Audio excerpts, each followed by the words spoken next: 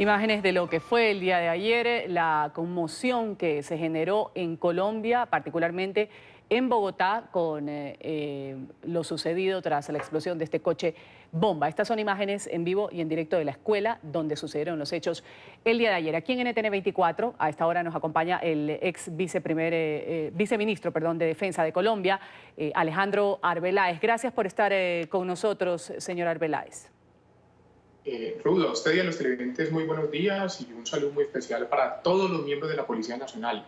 Hoy amanecimos todos entristecidos, pero también con mayor carácter para sortear esta situación y hacer de Colombia ese territorio de paz que todos siempre queremos. Así es, como usted lo dice, viceministro, un hecho realmente repudiable, lamentable, dado en contra de la policía. Y este atentado, que vale la pena aclarar y recalcar, no desmerece para nada y en lo absoluto ni es más relevante y doloroso que otros atentados que ocurren en otras zonas en Colombia. Pero sí, viceministro, llamó la atención porque fue en la capital un hecho así que no se había registrado hace algunos años, ataque con un coche bomba y de esta magnitud. Partiendo de esto, ¿se deben prender las luces intensas nuevamente en todo el país? Claro que sí, sin generar justamente mayor clima de zozobra, que es lo que pretende el terrorismo. A ver, este es un hecho que tiene unas características adicionales, como usted bien lo señala, y es por un lado la magnitud, por el número de víctimas, 21 muertos, casi 70 heridos, el que se realice en el corazón académico de la Policía Nacional, como en la Escuela de Formación de Oficiales General Santander, pero también el hecho de que sea un carro bomba. ¿Por qué? Porque para la elaboración de un carro bomba se requiere toda una estructura. Esto no es el concepto del lobo solitario o aquel terrorista resentido que de manera independiente emprende una acción de este tipo. No, aquí hay toda una estructura criminal. Ya por fin, a raíz de lo que se nos comunica en esta rueda de prensa, se clarifica que el Ejército de Liberación Nacional, ese grupo terrorista, el ELN, está tras este atentado y eso implica entonces toda una logística. Hoy hay capacidad por parte de este grupo de ensamblar autos bomba y colocarlos para que se detonen. ¿Qué se requiere entonces? Primero, inmensa colaboración ciudadana para rodear a sus autoridades, no solamente desde el punto de vista de la solidaridad, sino también de la participación eficaz para evitar que este tipo de situaciones se repitan. Segundo, es clave, y se decía en la rueda de prensa, la captura de uno de los autores materiales, el señor Carvajal. Se decía que 8 minutos antes de que detonara el carro bomba, lo decía tal vez el ministro de Defensa, un individuo se bajó de este carro y fue el conductor el que ingresó el auto a la instalación policial. Ese individuo que se bajó 8 minutos antes fue capturado, capturado vivo, por supuesto, y tiene toda una mina de información para poder avanzar en la desarticulación de esta red terrorista que hoy opera en Bogotá.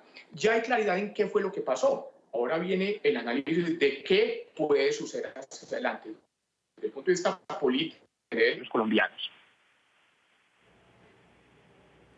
Justamente, viceministro, estamos hablando, y como usted bien lo ha señalado, un país en donde se ha firmado un proceso de paz con FARC, para citarlo, un país donde hace tiempo no se veía un atentado con carro bomba, una cosa que fue estructurada con muchos días de antelación, quizás meses. El ELN, el día de ayer, ha dado una declaración contundente de que no hay una vocación de acuerdos de paz, que al contrario, están en pie de guerra y han demostrado capacidad de hacer un daño irreparable como lo sucedido, ¿no? ¿Cuál, a su criterio, es el paso siguiente que debe dar el actual gobierno de Iván Duque en este sentido con el ELN, este grupo que sigue ejecutando actos criminales, mantiene a secuestrados y con quien se inició un acercamiento en el gobierno de Juan Manuel Santos? Es que el problema con el proceso de negociación con FARC es que dejó mal ejemplo. ¿En qué sentido? Que justamente las FARC, hoy desmovilizadas, hoy reincorporadas a la vida política y civil del país, negoció a partir de la violencia, es decir, se fortaleció con actos violentos para poder negociar mejor en la mesa. Eso ya es historia, pero lo que no puede ser historia son las lecciones aprendidas, las lecciones que arroja ese proceso de negociación con FARC. Actualmente, desde el gobierno anterior, desde el gobierno de Santos, usted bien lo decían, hace 19 meses se estaba negociando con el ELN. Listo, entonces lo primero es una definición política de si se negocia o no se negocia con el terrorismo. Ya lo ha dicho el alto comisionado para la paz en esta rueda de prensa, con el terrorismo no se negocia. Listo. Ese es un primer punto, una posición política por parte del gobierno.